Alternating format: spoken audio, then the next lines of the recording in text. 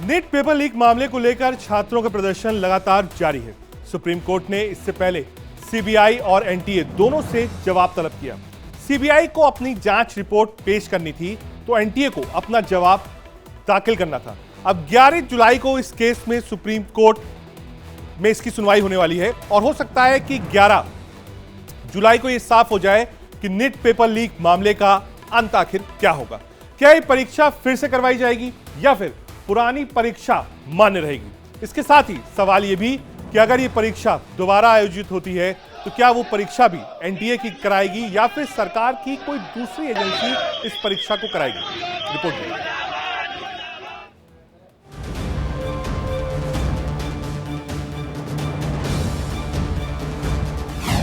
NEET का exam क्या फिर से होगा?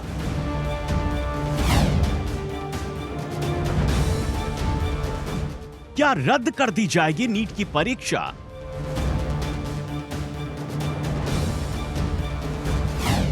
नीट पेपर लीक की जांच कर रही सीबीआई ने कोर्ट में अपनी स्टेटस रिपोर्ट दाखिल कर दी है।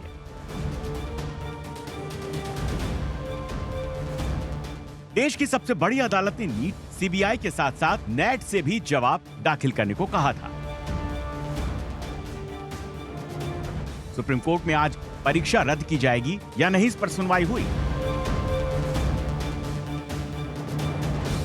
नीट की यूजी परीक्षा रद्द होगी या नहीं, 24 लाख छात्रों के भविष्य के साथ क्या होगा, यह जानने के लिए अब 11 जुलाई तक का इंतजार करना होगा।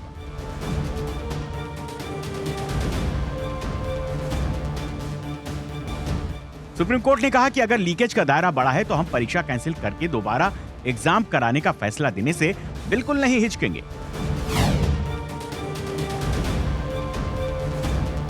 सीबीआई ने कोर्ट में जो अपनी स्टेटस रिपोर्ट दाखिल की उसकी एक्सक्लूसिव जानकारी इंडिया डेली के पास है। इससे पहले सुबह नीट पेपर लीक मामले में सीबीआई ने बिहार से 2 और लोगों को गिरफ्तार किया। गिरफ्तार किए गए व्यक्तियों में एक उम्मीदवार था और दूसरा व्यक्ति उम्मीदवार का पिता। दोनों को बिहार के नालंदा और गया जिलों से गिरफ्तार किया गया। नीट परीक्षा को लेकर इधर चंडीगढ़ में प्रदर्शन हुआ।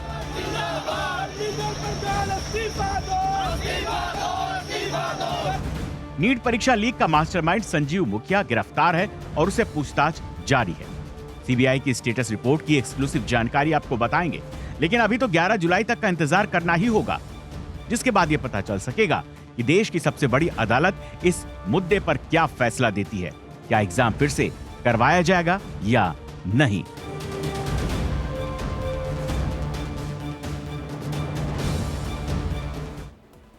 लगभग 26 लाख छात्र ऐसे हैं जो इस डिसीजन का इंतजार करेंगे। आगे बढ़ते हैं। अब आपको वो एक्सक्लूसिव जानकारी देते हैं जो नेशनल ट्रेनिंग एजेंसी ने कोर्ट में अपनी रिपोर्ट में दी है।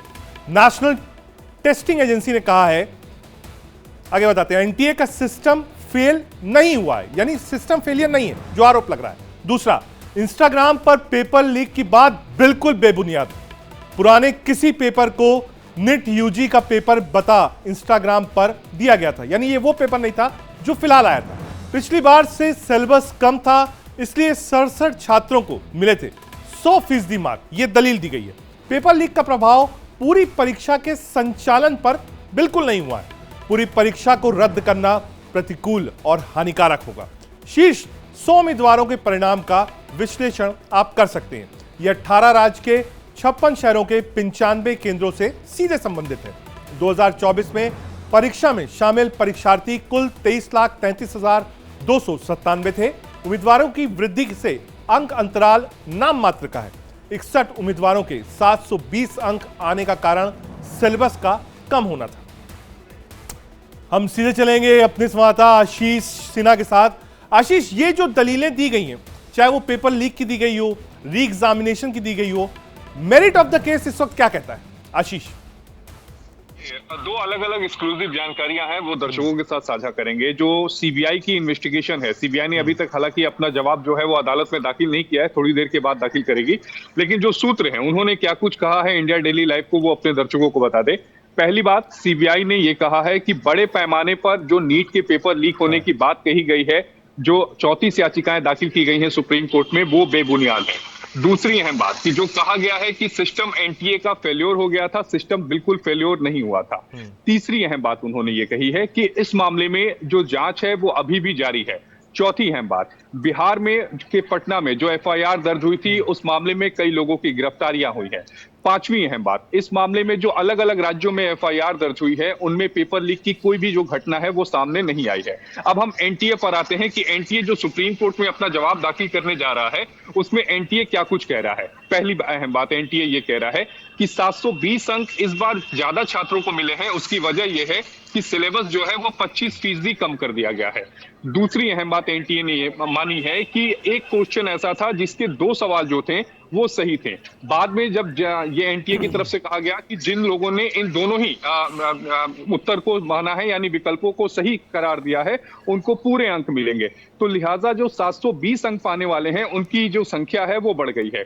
तीसरी अहम बात, एनटीए ने कहा है कि जो याचिका सुप्रीम कोर्ट में दाखिल की गई है 34 याचिकाएं, ये सुनवाई योग्य नहीं है। चौथी अहम बात एनटीए ने कही है कि जब मास लेवल पर पेपर लीक ही नहीं हुआ तो ये याचिकाओं को खारिज किया जाना चाहिए। पांचवी अहम बात जो एनटीए कहने वाला है वो ये है कि एनटीए की जो प्रणाली है वो पूरी तरीके से मजबूत है, उसे भेद किया ही नहीं जा सकता। अब देखना यह होगा कि जब सुप्रीम कोर्ट गुरुवार को इस मामले में सुनवाई करता है तो सुप्रीम कोर्ट का क्या कुछ रुख रहता है। लेकिन अभी तक जो हमारे सूत्र हैं जो इंडिया डेली लाइव को बताया है उन्होंने, उसके मुताबिक यही है कि सीबीआई जो है वो एनटीए को क्लीन चिट देने जा रही है। ठीक है फैसला आशीष, एक चीज ये समझना चाहेंगे क्योंकि लाखों छात्रों से जुड़ा मामला है और दर्शक को भी शायद मन में यही बात होगी कि ये जो कार्रवाई थी ये आज की बात बताई, कल का क्या है जो शेड्यूल होगा, कल किस बात पे जिरह होगी? देखिए, कल एनटीए का जो हलफनामा होगा वो सुप्रीम कोर्ट के सामने रखा जाएगा। इसके अलावा जो सीबीआई ने जो अपनी स्टेटस रिपोर्ट दाखिल की है वो भी कल सुप्रीम कोर्ट के सामने रखी जाएगी और इन दोनों ही जवाबों पर सुप्रीम कोर्ट की जो कार्रवाई है वो आगे बढ़ेगी। दरअसल सुप्रीम कोर्ट ये जानना चाहता था कि क्या बड़े पैमाने पर तो कहीं एनटीए जो पेपर लीक की बात सामने आ रही है वो पेपर लीक तो नहीं हुआ, क्योंकि सीबीआई के सोर्सेज ने इंडिया डेली लाइव को ये बताया है कि जिस टेलीग्राम का जिक्र किया जा रहा है कि टेलीग्राम के जरिए जो है वो पेपर लीक किया गया है वो आरोप बेबुनियाद है। दरअसल टेलीग्राम के जरिए किसी ने जानबूझकर अफवाह फैलाने की कोशिश की गई और टेलीग्राम के जरिए एक पुराना जो पेपर था किसी दूसरे एग्जाम का उसको सर्कुलेट किया गया था और ये बताया गया था कि ये नेट यूजी का है और यही वजह है कि सीबीआई क्लीन चिट देने जा रही है। बहुत शुक्रिया आशीष तमाम जानकारी के लिए। हम कल फिर चलेंगे आशीष के पास और अपडेट लेंगे। आगे बढ़ते हैं, अब आपको बताते हैं निट पर कोर्ट की बड़ी बातें क्या है, कोर्ट ने क्या कहा है ये आपको बताते हैं। एनटीए ने अपने जवाब में कहा एजेंसी को गोधरा और पटना के कुछ सेंटर्स पर गड़बड़ी की जानकारी मिली है। इस एग्जाम सेंटर्स पर परीक्षा देने वाले कैंडिडेट्स के रिजल्ट की जांच की गई ताकि यह पता चल सके कि गड़बड़ी का असली गुनहगार कौन है। सीजीआई चंचूड़ की बेंच ने 8 जुलाई को निट पेपर लीक मामले की सुनवाई की थी। सीबीआई ने यह भी अपनी जांच में कहा था और सौंपने के लिए कहा था कि आप अपनी जांच कीजिए और दीजिए। निट यूजी मामले की अगली सुनवाई 11 जुलाई को होगी। अपनी सुनवाई में कोर्ट ने कहा था और बिल्कुल साफ साफ कहा था कि पेपर लीक हुआ है, लेकिन इसका दायरा कितना बड़ा है यह देखना होगा। 2 उम्मीदवारों की गलती या फिर गड़बड़ी की वजह से पूरी परीक्षा को रद्द करना क्या जायज है, ये एक सवाल है। दोषियों की पहचान हुई तो क्या दोबारा एग्जाम करवाना होगा? सुप्रीम कोर्ट ने परीक्षा एजेंसी से पूछा भी था कि क्या कोई तरीका ऐसा है कि पता लगाया जा सके कि पूरी परीक्षा प्रभावित हुई है या नहीं, जिसके जवाब में एनटीए ने कहा कि परीक्षा पूरी प्रभावित नहीं हुई है। सुप्रीम कोर्ट ने सुनवाई में यह भी कहा कि अगर इलेक्ट्रॉनिक मीडिया के माध्यम से पेपर लीक होता है तो फिर यह जंगल की आग की तरह फैलता है। इस पर जवाब देते हुए टेस्टिंग एजेंसी ने कहा कि इंस्टाग्राम पर कोई दूसरा पेपर वायरल किया गया, इसलिए परीक्षा पूरी तरह से सेफ है क्योंकि इसका प्रभाव पैन इंडिया नहीं है। अब सुप्रीम कोर्ट की आगे की बात आपको बताते हैं। सुप्रीम कोर्ट की सीजीआई की बेंच 11 जुलाई को इस मामले में फिर से सुनवाई करेगी। कोर्ट में सीबीआई की जांच रिपोर्ट और एनटीए को हलफनामा दोनों की जानकारियां देनी होंगी, जिससे कोर्ट सुनवाई तय करेगा कि अगर पेपर लीक हुआ है तो किस स्तर पर हुआ है, कितना हुआ है, और कोर्ट को सीबीआई और एनटीए की जानकारी से लगता है कि यह लीकेज पैन इंडिया है तो फिर कोर्ट इस परीक्षा को रद्द कर सकता है और फिर से नए सिरे से परीक्षा कराने के लिए आदेश भी दे सकता है। और अगर कोर्ट को लगता है कि लीकेज इतना बड़ा नहीं है तो फिर नए मेरिट लिस्ट के आधार पर नीट परीक्षा की काउंसलिंग पर जो रोक लगी है वो हट जाएगी और परीक्षा परिणाम के बाद आगे के प्रोसेस को दिशा मिल जाएगी, जिससे परीक्षा में सफल हुए छात्र अपने एडमिशन क्लियर कर सकेंगे और नए सेशन की पहली पढ़ाई शुरू हो जाएगी। क्योंकि नीट यूजी पेपर लीक की वजह से काउंसलिंग पर रोक लगी हुई है, इसलिए बच्चों का भविष्य अधर में अटका हुआ है, जो 11 जुलाई की सुनवाई के बाद खत्म हो जाएगा। कितनी गिरफ्तारियां हुई ये आपको बताते हैं। सीबीआई ने 9 जुलाई को बिहार के गया और नालंदा से नीट एग्जाम देने वाले 2 कैंडिडेट्स को अरेस्ट किया। अब तक सीबीआई नीट यूजी मामले में 11 आरोपियों को गिरफ्तार कर चुकी है। गिरफ्तारी के ये आंकड़े केवल वो है तो सीबीआई ने क्या दूसरी एजेंसी नहीं है? अब तक सीबीआई ने बिहार से 4, झारखंड से 6 और देहरादून से 1 आरोपी को गिरफ्तार किया है। बिहार से अब तक 17 गिरफ्तारियां हो चुकी हैं, गुजरात से 6 गिरफ्तारियां हुई हैं, महाराष्ट्र से 2 गिरफ्तार किए जा चुके हैं, झारखंड से 11 गिरफ्तारी हुई है, पश्चिम बंगाल से 1 गिरफ्तारी की गई है और राजस्थान से अब तक 4 गिरफ्तारी की जा चुकी है। उत्तराखंड से 2 गिरफ्तारी हुई है। ये अब तक के आंकड़े, मतलब पैन इंडिया जो छापे मारे गए हैं। एनटीए ने भी माना है कि गोधरा और पटना के कुछ सेंटर्स पर लीकेज हुआ, लेकिन ये लीकेज पैन इंडिया नहीं है। इधर अपनी जांच रिपोर्ट में सीबीआई ने जो कुछ कहा वो जानकारी हमारे पास है।